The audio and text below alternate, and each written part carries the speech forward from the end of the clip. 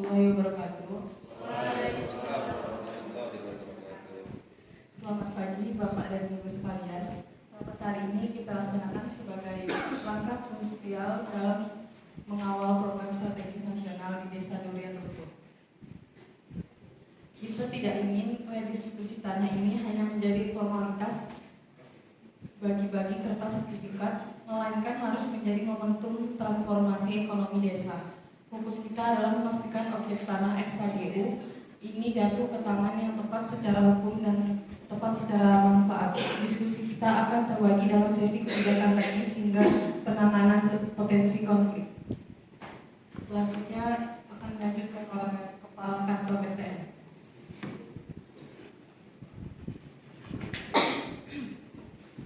Baik, terima kasih moderator.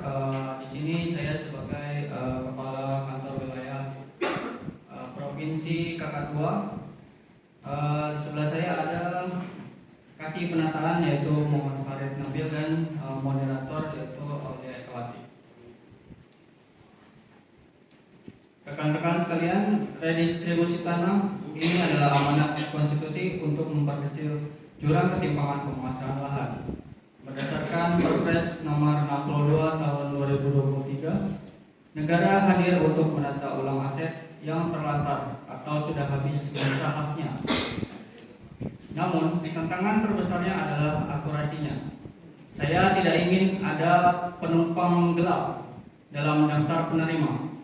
Kesuksesan kita diukur dari seberapa minim sengketa yang muncul setelah sertifikat tersebut dibagikan. Mari kita bedah teknisnya bersama kasih penataan. Dipersilakan Mas Farid. Baik, terima kasih pada Bapak Kepala Kantor Tanah Kabupaten Matahari. Yang saya hormati para bapak-bapak dan ibu-ibu yang telah menyempatkan waktu untuk berdiskusi mengenai penyuluhan dan distribusi tanah tahun 2026 di Desa Durian Runtuh, Kecamatan Durian, Kabupaten Matahari, Provinsi Papua. Baiklah, pada kesempatan kali ini saya akan memaparkan materi mengenai penyuluhan dan distribusi tanah di Desa Durian Runtuh oleh tim pelaksana reforma agraria Kantor Tanahan Kabupaten Matahari. Baiklah, pada materi pertama yaitu pengertian kegiatan redistribusi tanah. Redistribusi tanah merupakan rangkaian kegiatan yang dilakukan oleh pemerintah dalam rangka pembagian atau pemberian hak atas tanah yang bersumber dari Torah kepada subjek reforma agraria dengan pemberian sertifikat hak atas tanah. Tujuan dan manfaat dari redistribusi tanah itu sendiri yaitu memberikan kepastian hukum hak atas tanah sehingga dapat memperbaiki serta meningkatkan keadaan sosial ekonomi subjek atau penerima kegiatan redistribusi tanah. Kemudian dasar hukumnya yaitu yang pertama Undang-Undang Dasar Negara Republik Indonesia tahun 1945 pasal 33 ayat 3 yang menegaskan bahwa bumi, air, dan kekayaan alam dikuasai oleh negara dan dipergunakan sebesar-besarnya untuk kemakmuran rakyat. Kemudian yang kedua, Peraturan Presiden nomor 86 tahun 2016.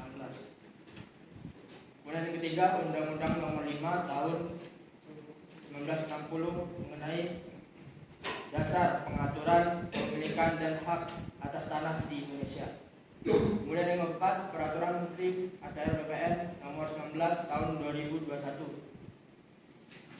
Kemudian yang kelima, Undang-Undang nomor 56 tahun 1960 yang mengatur tentang penetapan luas tanah pertanian agar tidak terjadi monopoli kepemilikan tanah.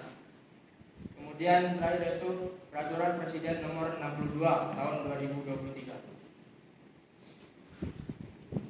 Petunjuk pelaksana pada redistribusi tanah ini yaitu pada Juklak nomor 2 Juknis 500-R.05.01/1/2025. Juklak atau petunjuk pelaksana Land Reform 2025 adalah pedoman teknis yang mengatur pelaksanaan kegiatan land reform termasuk redistribusi tanah GTRA atau Gugus Tugas Reforma Agraria, dan IP 4T yang disempurnakan berdasarkan perubahan pasca Perpres 62 tahun 2023.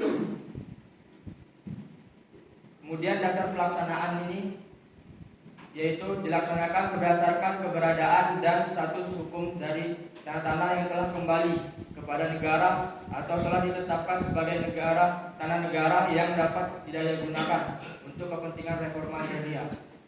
Adapun dasar pelaksanaan redistribusi tanah tersebut mencakup yang pertama, lokasi tanah yang merupakan bekas hak guna usaha atau HGU yang telah dilepaskan secara sukarela kepada negara oleh pemegang hak. Tanah ini secara hukum telah kembali menjadi tanah negara dan berpotensi untuk didistribusikan kepada subjek reforma agraria. Kemudian yang kedua, lokasi tanah ex HGU yang telah habis masa jatuhnya serta tidak dimohonkan perpanjangan atau pembaruan haknya oleh pemegang hak. Sesuai ketentuan peraturan perundang-undangan, tanah yang tidak dimohonkan perpanjangan atau pembaruannya kembali menjadi tanah negara dan dapat dimanfaatkan untuk kepentingan redistribusi. Kemudian yang ketiga, lokasi tanah yang merupakan hasil penertiban terhadap tanah terlantar yang telah diterbitkan surat keputusan atau SK penetapan tanah cadangan umum negara atau TCUN dan surat keputusan atau SK pendayagunaan tanah terlantar. Kedua keputusan tersebut menjadi dasar legal bahwa tanah tersebut telah kembali kepada negara dan ditetapkan peruntukannya untuk didayagunakan, termasuk untuk program redistribusi tanah dalam rangka reforma agraria. Selanjutnya, latar belakang kegiatan ini. Kegiatan dilakukan di Desa Durian Runtuh. Terdapat tanah negara yang bersumber dari ex-HGU yang telah berakhir masa berlakunya dan tidak diperpanjang, sehingga kembali menjadi tanah negara dan ditetapkan sebagai tanah objek reforma agraria atau TARA. Berdasarkan hasil identifikasi awal, sebagian masyarakat telah menguasai dan mengusahakan tanah tersebut secara fisik, namun belum memiliki kepastian hukum. Sumber perolehan tanah yaitu yang pertama dari tanah ex HGU atau hak guna usaha yang telah berakhir masa berlakunya dan tidak diperpanjang. Yang kedua, tanah terlantar yang telah ditetapkan sebagai tanah cadangan umum negara. Yang ketiga, tanah negara yang berasal dari hasil penyelesaian konflik agraria. Kemudian kondisi existing object. Penguasaan fisik sebagian besar tanah tersebut saat ini sudah dikuasai dan diusahakan secara nyata oleh masyarakat. Dan status legalitas, meskipun sudah dikuasai secara fisik, tanah-tanah tersebut belum memiliki kepastian hukum atau sertifikat. Selanjutnya, subjek dan syaratan administrasi. Subjek harus memenuhi syarat sebagai warga negara Indonesia dan berusia minimal 18 tahun atau sudah menikah yang bertempat tinggal di Desa Durian Runtuh atau sekitarnya. Subjek juga harus menggarap atau menguasai tanah secara fisik dan bersedia mengusahakan sendiri tanah tersebut serta menandatangani surat pernyataan kesanggupan. Prioritas diberikan kepada pertama petani penggarap, kedua buruh tani, dan masyarakat berpenghasilan rendah. Kemudian dokumen yang harus disiapkan oleh subjek yaitu yang pertama fotokopi KTP, kedua fotokopi KK, ketiga surat pernyataan penguasaan fisik tanah, dan keempat materai. Kemudian berikut adalah peta redistribusi tanah.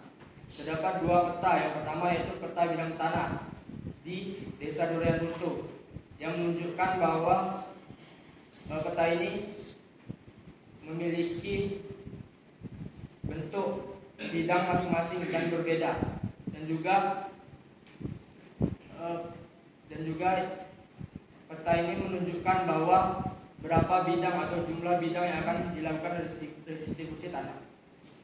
Kemudian pada peta kedua yaitu peta tematik rencana tata ruang objek redistribusi tanah di Desa Durian Runtuh. Terdapat dua warna yaitu coklat dan hijau, yang menunjukkan bahwa warna hijau merupakan pemukiman, warna coklat merupakan pemukiman, dan warna hijau merupakan pertanian.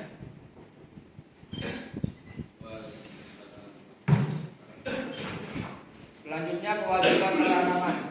Yang pertama kewajiban yaitu memasang dan memelihara tanda batas. Kedua, menggunakan, mengusahakan, dan memanfaatkan sendiri tanahnya.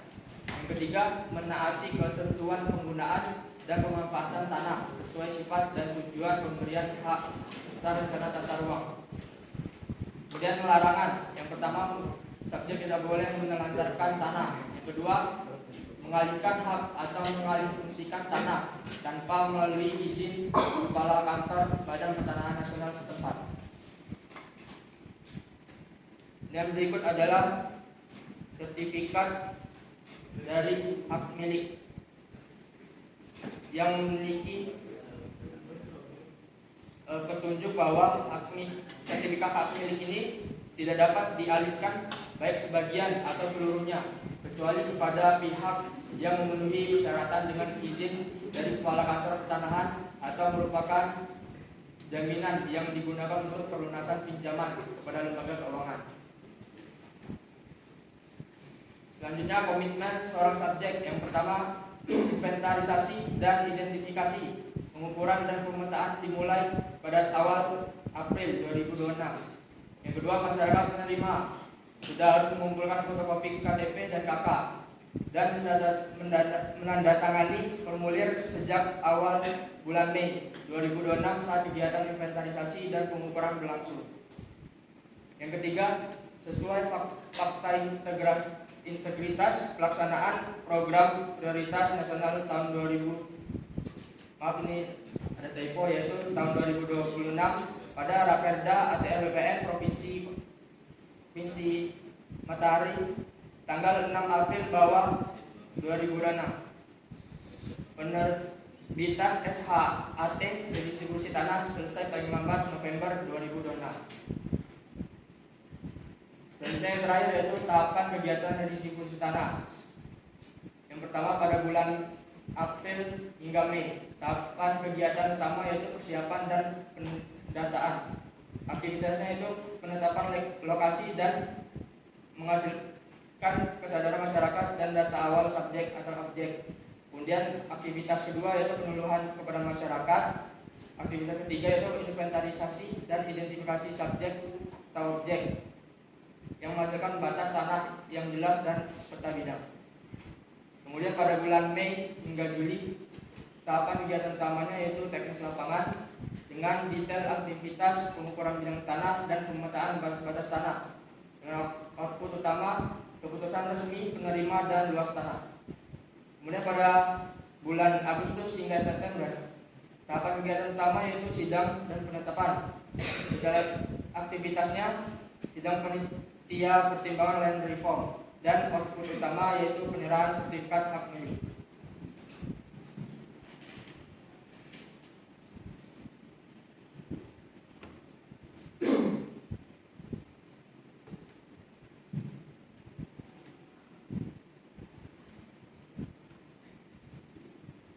Baik, papasan yang sangat komprehensif. Selanjutnya mari kita dengar tanggapan dari pihak desa.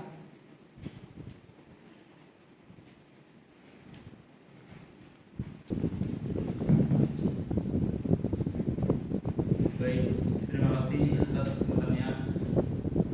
Mohon izin Pak Kanwil, Pak Kasih, dan Pak Bupati, Provinsi Bupati, atas camat, KS dan keluarga dari terkait.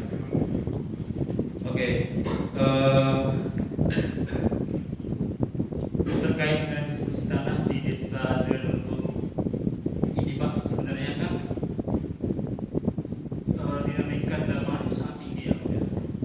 Ada yang sudah menggarap tanahnya itu sudah sangat-sangat lama, dan ada juga yang sudah menggarap tanahnya itu baru 2 tahun terakhir ketika mendengar adanya redistribusi tanah di Indonesia ini.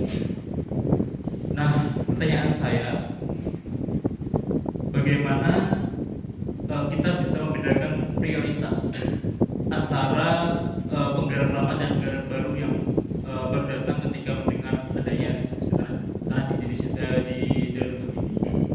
Mungkin itu. Terima kasih. Kemudian menindaklanjuti yang disampaikan dari Pak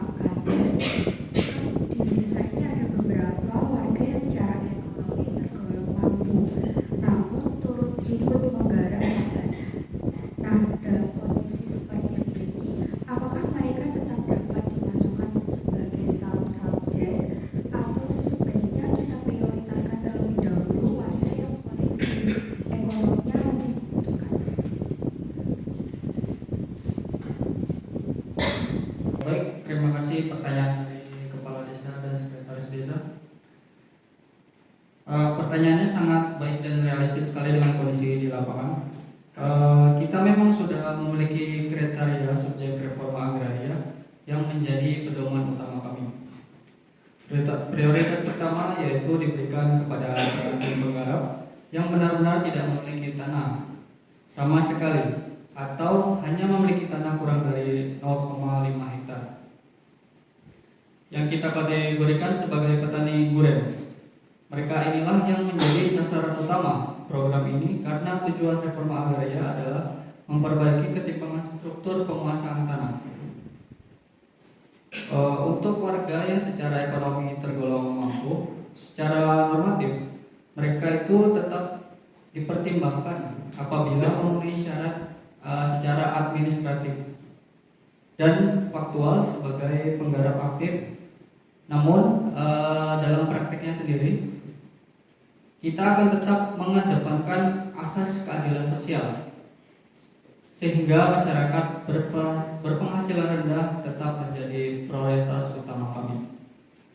Terkait perbedaan antara penggarap lama dan penggarap baru dan pendatang baru, desa memiliki peran krusial untuk memverifikasi durasi penggarapan berdasarkan bukti real seperti keterangan saksi, riwayat tanam, serta data administrasi desa. Hal ini juga penting agar tidak ada spekulan atau pihak yang hanya memanfaatkan momentum pembagian tanah dengan tiba-tiba mengklaim diri sebagai petani. Mungkin itu adalah jawaban dari saya. Apakah ada tanggapan dari masyarakat desa atau dipersilakan?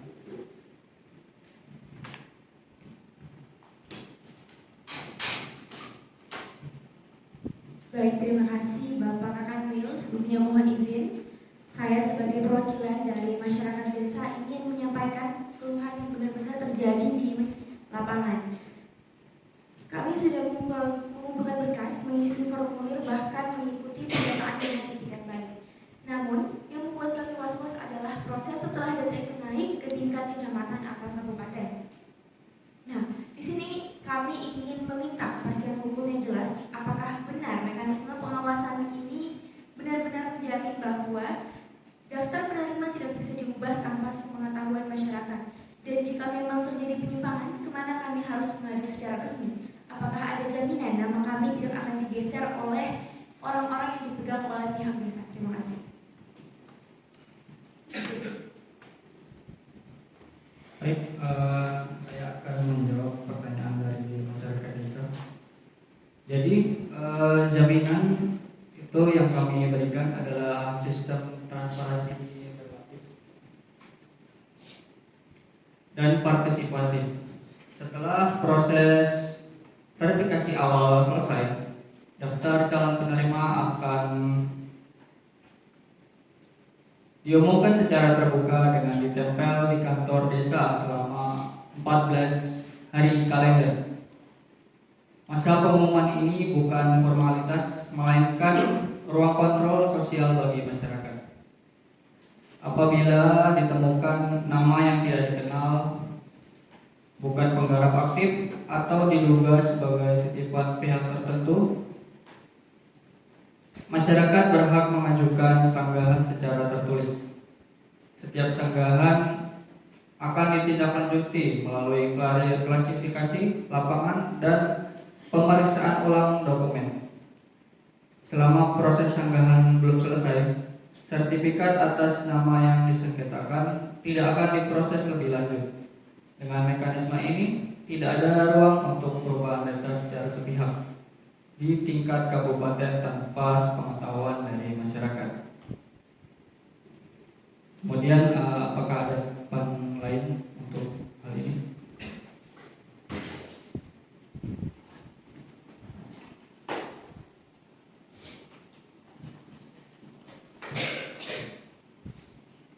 Baik, terima kasih banyak atas kesempatan yang diberikan oleh Bapak Kakanwil. Selaku Camat Durian Runtuh, saya sangat mengapresiasi kejelasan teknis yang tadi sudah dipaparkan.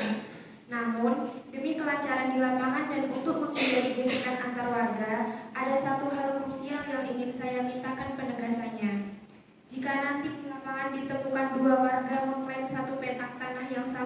batas yang tidak jelas, siapa yang berhak memutus perkara tersebut?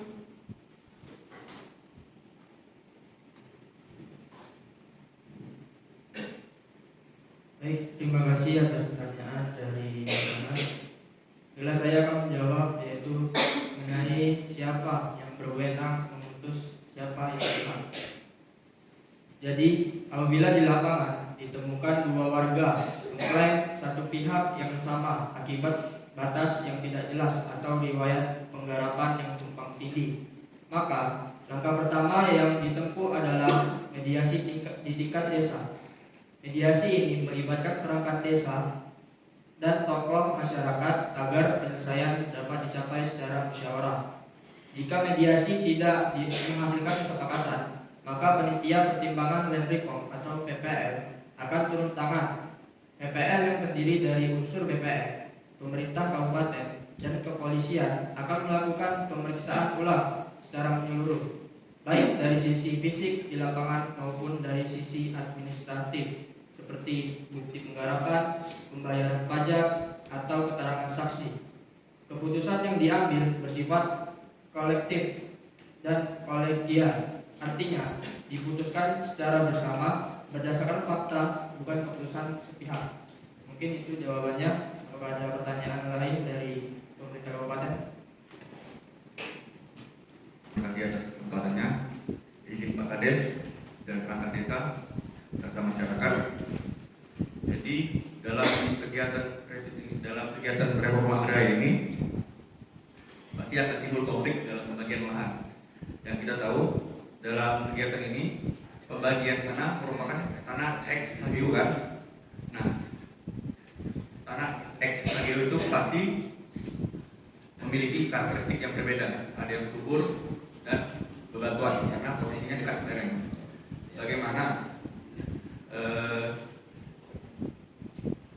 Bagaimana pembagian tanah tersebut agar terlihat adil di masyarakat, karena setiap masyarakat porsinya kan dapatnya beda-beda, ada yang subur dan di daerah lereng berbatuan. Tentu saja itu akan memunculkan ketidakadilan bagi masyarakat. Pertanyaan saya yaitu bagaimana pihak PPN mengatasi rasa ketidakadilan dari masyarakat.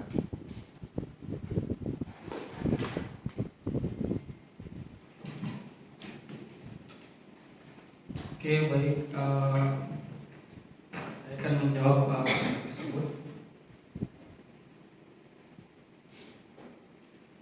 Prinsip yang Badan Pertanahan Nasional sendiri pakai yaitu prinsip equitable distribution atau pembagian yang berkeadilan, yaitu adil tidak selalu berarti setiap orang menerima luasan sama, tetapi proporsional sesuai kondisi lahannya.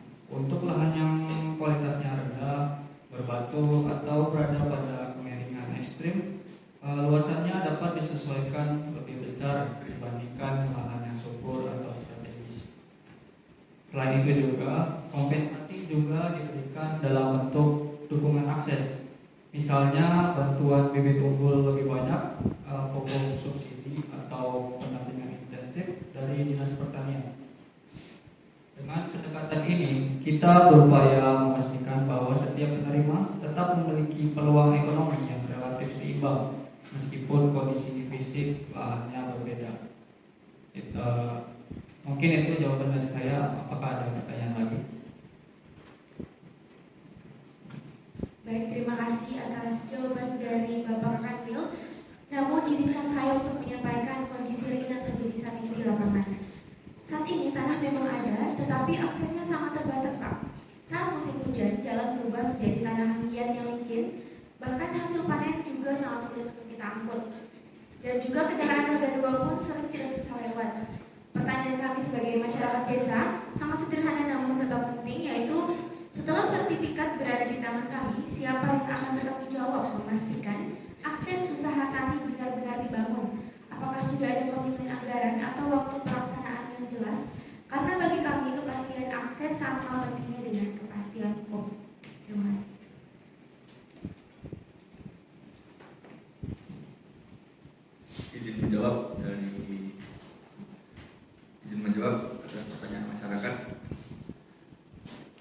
Setelah sertifikat diterbitkan sebagian dari aset tribun, pemerintah kabupaten akan masuk pada tahap akses reform. Artinya, setelah status tanah jelas dan bebas sengketa, kami melalui Dinas PUPR akan mengusulkan pembangunan infrastruktur pendukung seperti jalan usaha tani, saluran irigasi, atau cek dalam dam kecil. Namun, penganggaran ini bersifat bertahap dan harus melalui mekanisme perencanaan daerah.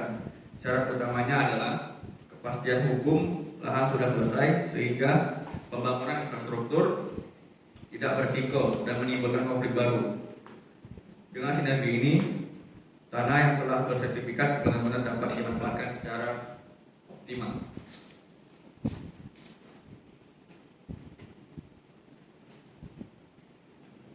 Baik, menarik sekali apa yang disampaikan Pak Farhan tadi. Jika infrastruktur jalan dan irigasi nanti sudah dibangun oleh Pemkab, nilai ekonomi tanah di Desa Durian Runtuh ini pasti akan melonjak drastis.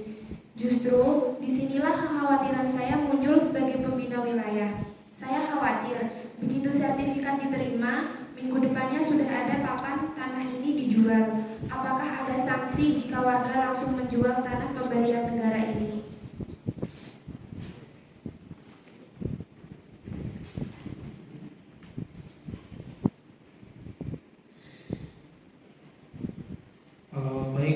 Mungkin tanggapan menanggapi dari pernyataan Bapak dan Ibu.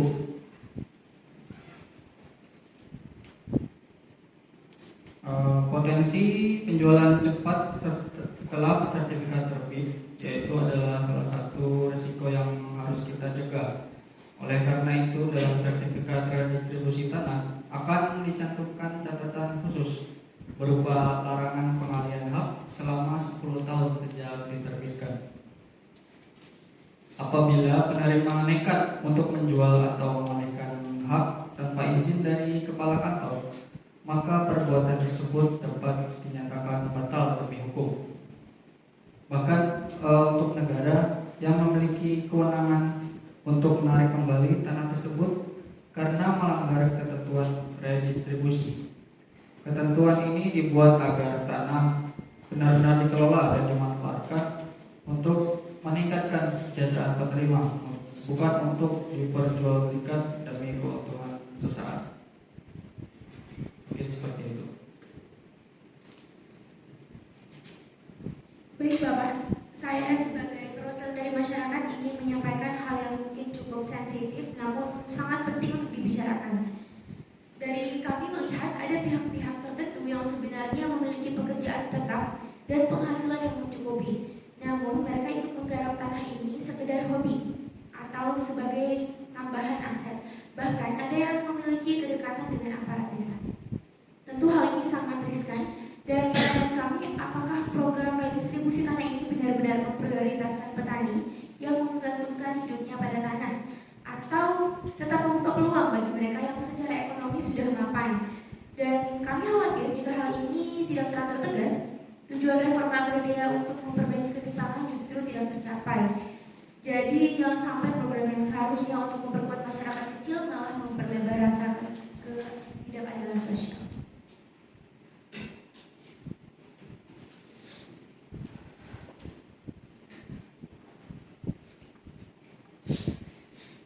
Oke, menanggapi dari pernyataan Ibu, untuk prinsip dasar sendiri, subjek redistribusi itu harus berdomisili di kecamatan setempat atau berbatasan langsung dengan lokasi objek tanah tersebut.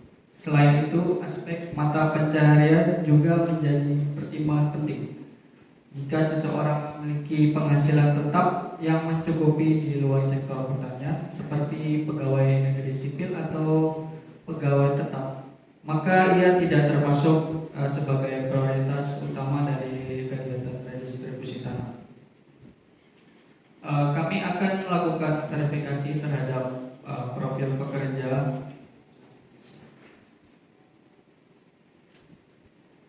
pekerjaan, domisili serta tingkat ketergantungan ekonomi terhadap lahan tersebut.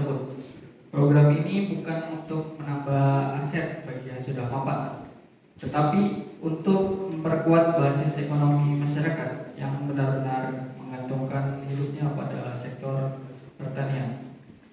Mungkin seperti itu.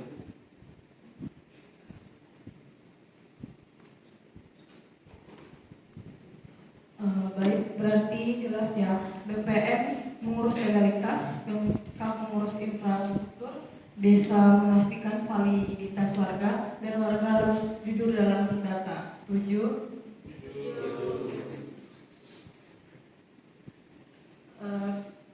Kesimpulan pada rapat hari ini adalah: 1. Penetapan subjek memprioritaskan petani duren dan menggarap lahan.